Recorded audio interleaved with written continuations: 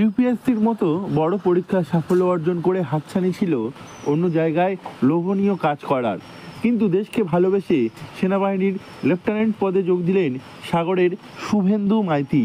24 বছর বয়সে ভারতীয় সেনাবাহিনীর লেফটেন্যান্ট হয়েছেন সাগরের শুভেন্দু মাইতি।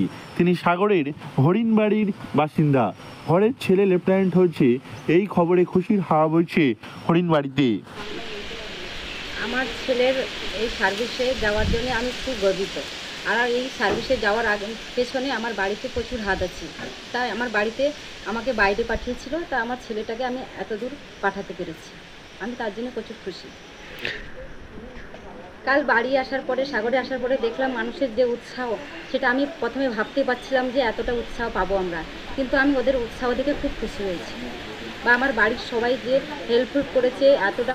আইএমএ ট্রেনিং সমাপ্ত করে নিজের বাড়িতে ফেরার সঙ্গে সঙ্গেই এলাকার বাসিন্দারা তাকে ঘিরে উচ্ছ্বাসে মাতিন। রুদ্রনগরে গিয়ে তাকে সম্মান জানানো হয়। এরপর একটি র্যালিও বের করা হয়। শুভেন্দুবাবুর বাবা দেবাশিস মাইতিও ছিলেন সেনাবাহিনীর সদস্য। তিনি ভারতের অবসরপ্রাপ্ত সুবেদার। বাবাকে দেখে ছোটবেলা থেকেই সেনায় যোগ দেওয়ার ইচ্ছা ছিল শুভেন্দু।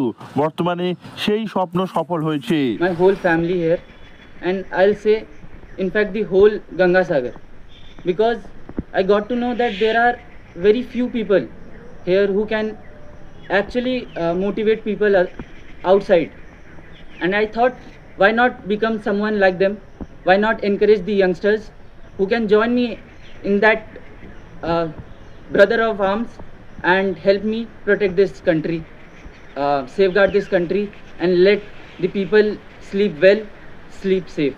Thank you.